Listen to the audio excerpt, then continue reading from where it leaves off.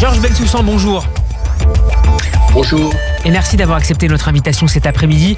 Georges Bensoussan, vous êtes historien spécialiste de la Shoah et de la genèse du sionisme. On vous doit notamment Auschwitz en héritage d'un bon usage de la mémoire, publié en 2003, l'histoire confisquée de la destruction des Juifs d'Europe, paru en 2016, et plus récemment les origines du conflit israélo-arabe, paru dans la collection Que sais-je. Georges Bensoussan, Israël et le monde juif commémorent depuis donc hier soir Yom HaShoah. Dans un autre de vos livres, Un nom impérissable, publié en 2008, vous étudiez le rapport du sionisme puis de l'État d'Israël à la Shoah et au travail de mémoire dont celle-ci fait l'objet. Comment est né précisément ce jour de la Shoah, ce jour de Yom HaShoah, et quelles en ont été les motivations du pouvoir israélien à l'époque ?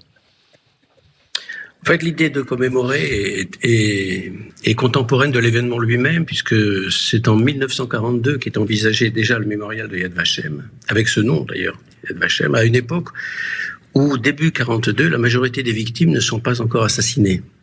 C'est-à-dire qu'on envisage une commémoration parce qu'on est impuissant par rapport à l'événement et qu'on ne peut faire que envisager plus tard la commémoration.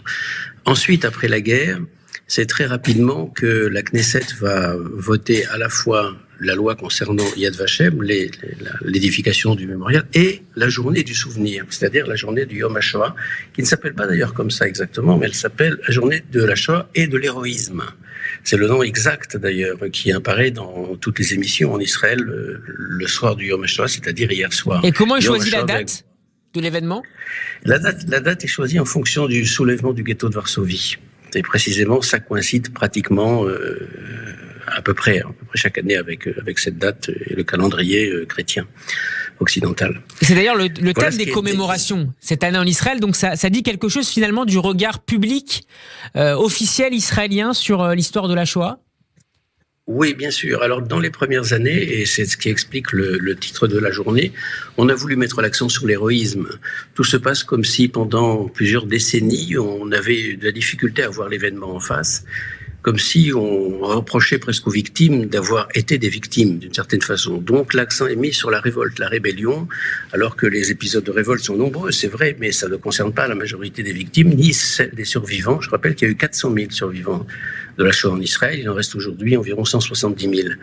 Et progressivement, ce regard a évolué, et il a évolué entre autres à partir du procès Eichmann, et à partir des deux grands conflits majeurs de 67 et 73. Et aujourd'hui, l'accent est mis bien davantage sur les mémoires familiales, les mémoires privées, les mémoires des victimes, les mémoires du tout venant, si vous voulez, de la Shoah. D'ailleurs, Pascal Zonshine l'a rappelé tout à l'heure dans votre journal, oui. À Zikaron Basalon, c'est-à-dire le souvenir dans le salon, c'est vraiment qu'on donne la parole à tous les témoins qu'on n'avait jamais entendus encore jusque-là. Parce que je rappelle qu'au moins jusqu'au procès Eichmann, chaque Yom HaShoah a été marqué par la mise en lumière des révoltés survivants du ghetto de Varsovie. Mais le rescapé moyen, on ne l'entendait pas beaucoup. Pour revenir un petit peu en arrière, que savaient, Georges Bensoussan, les dirigeants du Yishuv sur ce qu'il était en train de se passer en Europe ? Que savait un Ben Gurion, par exemple, de la réalité de la Shoah ? Eh bien, il faut distinguer chronologiquement, c'est-à-dire qu'à partir déjà de 1939-40, tous ces gens-là savent parfaitement qu'un sort funeste attend les Juifs d'Europe, sans jamais pouvoir imaginer, bien sûr, Treblinka. Ça, personne n'est capable de l'imaginer à ce moment-là. Et on peut considérer que les dirigeants du Yishuv, Ben Gurion en tête, mais les autres aussi, savent à peu près l'essentiel de l'événement entre mars 42 et novembre 42. Et si on se fixe la date de novembre 42, on peut dire qu'ils savent tout de l'événement. À partir de ce moment-là, entre autres, on ne va pas rentrer dans les détails, on n'a pas le temps, entre autres à partir du télégramme Regner, du Congrès juif mondial à Genève, oui. Qui fait que l'information a été diffusée. Donc les dirigeants occidentaux, les Américains, les Anglais, etc., mais aussi les dirigeants du Yishuv savent à peu près l'essentiel. 42. Et je rappelle qu'en 43, par exemple, Ben Gurion a reçu un certain nombre de rescapés juifs de Pologne qui ont été échangés contre des Allemands qui vivaient en Palestine à ce moment-là, et qu'il a écouté le témoignage d'une adolescente de 16 ans ou 17 ans, je crois, pendant plusieurs heures d'affilée, qui lui racontait absolument tout ce qui s'était passé dans le ghetto de Varsovie en juillet-août 1942, c'est-à-dire au moment des grandes déportations vers Treblinka. Vous évoquiez tout à l'heure... Oui. Pour la résumer, je dirais qu'à la fin 42, ils savent tout. Vous évoquiez tout à l'heure, Georges Bensoussan, le travail de mémoire, toujours très présent en Israël, et Zikaron Basalon. Où en est l'historiographie justement de cette période-là ? Est-ce que c'est toujours la micro-histoire justement qui a toujours le vent en poupe ? De plus en plus. C'est cette micro-histoire, cette mise en valeur des histoires familiales qui est souvent mise en avant, avec toujours, du côté de l'historiographie israélienne, cette propension à mettre en avant une histoire qui est très largement basée sur aussi l'émotion, la compassion, etc. Ce qui n'est pas le propre aujourd'hui des grandes écoles historiques qui travaillent sur le sujet, c'est-à-dire l'école historique allemande, américaine et polonaise. On ne peut pas oublier l'école polonaise aujourd'hui qui est très productive. Et ces trois écoles se distinguant par une écriture plus scientifique ou plus froide de l'événement ? Absolument, plus froid, ça c'est évident, et surtout à partir des archives de l'assassinat lui-même, c'est-à-dire à la fois des archives allemandes, bien sûr, mais aussi d'un très grand nombre d'archives polonaises. Par exemple, je pense à ces jeunes historiens polonais qui ont publié des travaux très importants sur la façon dont la Pologne a vécu l'extermination des Juifs dans les villes comme dans les campagnes. Et ce sont des travaux de grande ampleur qui se basent sur des archives totalement inédites. Et également les archives russes, soviétiques, qui ont été ouvertes pendant un certain temps après l'effondrement du mur. Qu'est-ce qu'il reste encore à écrire, Georges Bensoussan ? Qu'est-ce que vous aimeriez encore découvrir dans les bibliothèques, dans les librairies sur l'histoire de la Shoah, sur les histoires de la Shoah ?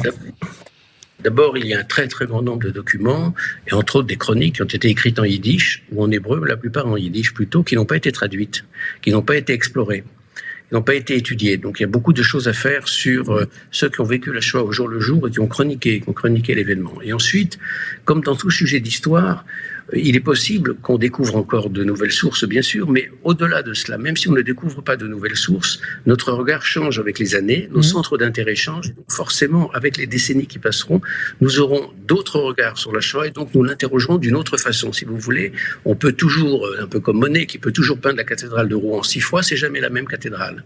Eh bien, c'est la même chose avec un sujet d'histoire, vous le voyez toujours différemment en fonction, bien évidemment, des critères du présent. En 1998, l'historienne Annette Viorca publiait l'ère du témoin. 25 ans plus tard, Georges Bensoussan, et alors que les derniers survivants de la Shoah s'éteignent progressivement, à quoi ressemblera selon vous l'ère du post-témoin ?